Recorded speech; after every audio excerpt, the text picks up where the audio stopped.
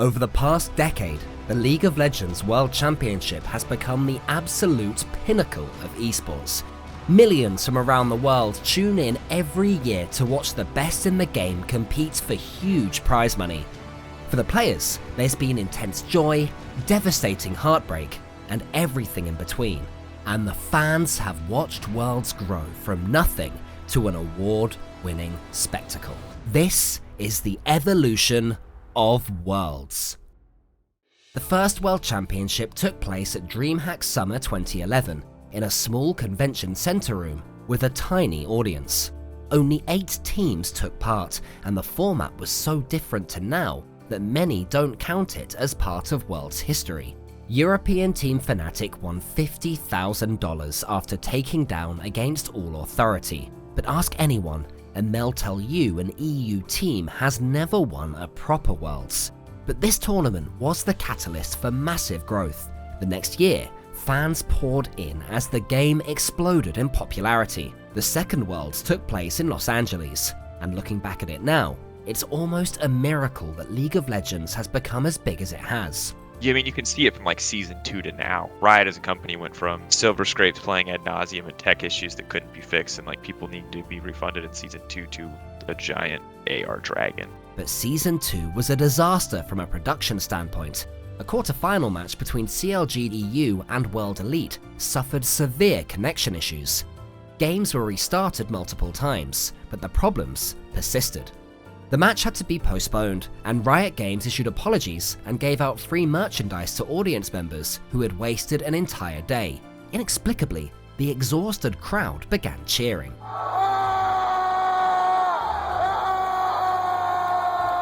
In another quarter-final match, Azubu Frost were fined $30,000 after one of their players tried to cheat by looking behind him at the big screen. But still, over 8 million viewers tuned in to watch the final, where Taipei Assassins completed a shock run through the tournament. Yeah, TPA beat everyone that should have beat them. They kind of like beat all the favorites. I remember back in 2012, Moscow 5 was considered one of the favorites to win the whole thing, and then they beat them. Despite all the issues, Riot were clearly onto something, and Worlds only grew from there. The standard of competition was improving, and in 2013, a new era was ushered in. That of the Korean juggernaut. A Korean team won every single World Championship from 2013 to 2018, and the dominant power was SK Telecom T1, with League of Legends GOAT Faker leading the charge. Putting some pressure down, but Faker actually turning him down a lot of damage. Reginald goes aggressive, pushes the ultimate, gonna get caught out. Faker gets him down. I remember meeting Faker and definitely being way too much of a fan. It was like an after party too, so he was like really relaxed. He wasn't in like, you know, trying to be nice, trying to be friendly to everybody mode. He was just kind of chilling, and I was like, yeah, I like really freaked out. I was like, can I get a picture? And he was really nice. He was really friendly too. There's one game that I will never forget, and I don't know why, but it was Lemon Dogs versus SKT, and it was one of Faker's debuts, but it was Nuke Duck versus Faker, and Faker locked in his famous Ahri, and Nuke Duck countered it with Swain, but this wasn't like the current Swain, it was old Swain. And I remember it because I was an avid Ahri player, and Swain was actually one of the hardest matchups ever for Ahri, and I was like, oh my god, this is so genius, this is so good, and he still got smashed. Over a span of 5 years, SKT won Worlds 3 times and were runners-up once, with Samsung White and Samsung Galaxy picking up the other 2. In 2015, SKT only dropped a single game throughout the entire tournament. They became hugely popular, and as international viewership grew, particularly in Korea and China, so did the need for a bigger spectacle. Just like the Super Bowl is now just as much about the halftime show as it is the actual football, the World's opening ceremony has become an entertainment showcase. The team behind the opening ceremony is like, okay, let's just do something different, let's push the boundaries. But I think that each one has required different technological expectations. And even like the 2014, the one in Korea, the one with Imagine Dragons in it, like that didn't have, I don't think, as like crazy effects or anything. But the fact that we had Imagine Dragons playing live in Korea, I think in and of itself, and in that stadium too, I think was just so nuts. And the tech only got better from there. In 2017, an augmented reality Elder Dragon roared as it flew over the crowd at Beijing's Bird's Nest Stadium. The mind-blowing effect even won a Sports Emmy for graphic design. And 2018 saw the birth of a pop culture phenomenon. An entire girl band made up of characters from the game took to the stage in Korea, and a fully animated music video was released at the same time, which now has nearly 500 million views on YouTube. KDA have since gone on to release an EP, each with its own accompanying music video, and Riot created a new band named True Damage for 2019, when the world's opening ceremony somehow found yet another gear. True Damage became holograms that even the crowd in Paris could see, and Louis Vuitton designed an extravagant case for the trophy, with LED screens and remote-controlled hinges so it could open up dramatically. Meanwhile, the professional organizations were evolving too. Gone were the days of teams having 5 players, a coach, and maybe a manager. Teams just have a better understanding of like how to operate as a sports team. So I think the staff around them has gradually improved, and I think that understanding how to market yourself and brand yourself has obviously improved as well. Now, players were accompanied by sports scientists, nutritionists, physical trainers, and everything you'd expect an Olympic swim team to have. Also gone were the days of Korean dominance. SKT didn't even qualify for the 2018 tournament, which was set in their home country of South Korea. The dynasty was dead, and new teams took their place. 2018 and 2019 finally saw the rise of European teams like Fnatic and G2, only for their hopes to be crushed in the grand final by Chinese teams Invictus Gaming and FunPlus Phoenix. But the level of competition was ramping up all over the world. I cheer on the Nexus! The LPL has never won before, but that will change today! The Crownless are finally king! I think teams have gotten better preparing for Worlds and learning what they need to do and how they need to practice for Worlds.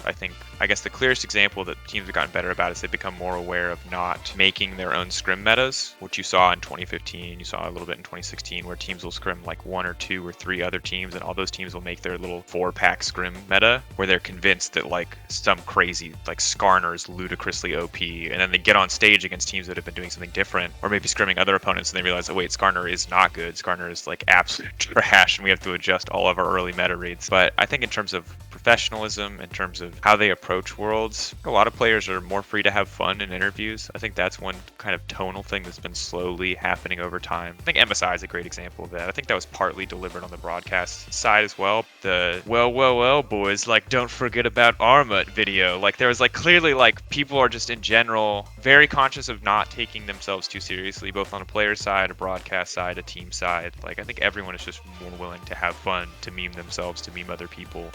And I think that generally makes for better content. Even the way teams approach the game itself has changed. CLG EU, you always used to ban Anivia, Alistair, and Irelia, because you had to ban Froggen's Anivia, you had to ban Snoopy's Alistair, and you had to ban Wicked's Irelia. And they were like the 3 bans that you threw against CLG EU. And if they weren't banned, you're in trouble, because one of those players was going to get one of those champions and they were just going to absolutely pop off. And I feel like that just doesn't exist anymore. And part of that is just because like so many more players are very good at so many more champions. And also like people understand the game to a point where like these niche counter picks don't have that impact. The fans have been getting better too. After starting in a side room in 2011, the venues these days never fail to impress. From national venues like Korea's Munhak World Cup Stadium, to internationally renowned arenas like Madison Square Garden. And it's not just been an improvement in terms of numbers. In 2015, when I went to EU Worlds, I was kind of disappointed in Brussels. I was like sitting next to these guys that were just like shamelessly racist about Korean players, and that was like super disgusting to me. I remember being really, really disappointed like that. And you know, since then I always like look through these Reddit threads and read, and I like about Crown Experience, and it seems like that's died down a lot, and it's no longer like kind of gross animosity for opposing regions or opposing competitors. It feels like as we've gone forward, it's been more and more like no matter who you are, no matter what team you are, if you're in Paris, like fans are cheering loud for you. And shout out to Paris for being one of the regions that I think first was like really on top of that. Like they didn't care who you were playing from, where you're from. Yeah, they're going to cheer really loud for EU, you know, probably louder than they're ever going to cheer for any other region, but they're still going to cheer so incredibly loud for anyone, no matter who you are. I can't say where that started or where that originated from. To me, it feels natural to say, you know, the Paris fans, the French fans, but it feels like it's absolutely everywhere now, that it's just the absolute excitement for just high level League of Legends and the support of fans in a big arena. I think is one thing that's just been so good. But of course, much like it did with every aspect of life, the pandemic brought all these good things grinding to a halt. With huge amounts of preparation, Riot managed to hold Worlds on LAN in China. But there were no crowds until the final, and the casters worked remotely. Worlds is still Worlds, and it's still super special and it's super fun, but it's like you don't make as many really tangible, really special memories when you're sitting in a quiet studio compared to being there with the fans for these League of Legends history defining moments. We survived 2020. That was like the first really big full-on pandemic year. So for me, like Worlds was more about surviving mental intact than it was about like finding a truly joyous memory. But I'm excited for this year to be different, with things vaccinated, have a lot more freedom, back to life being normal. I think I get to see a lot of my colleagues for Worlds as well, face to face, to cast together with them again. Finally, Worlds, I think, is going to feel like Worlds again. And again, in 2021, Worlds is set to take place with no fans. This time in Reykjavik. But at least Faker is back where he belongs. SKT, now branded as T1, have a new look but the same talisman, and he'll be trying to roll back the years in Iceland. And as life returns to normal, it won't be long until the World Championship is back where it belongs, in front of thousands of roaring fans, as well as the millions watching from home. The last decade was just the beginning. Who knows where Worlds will go from here?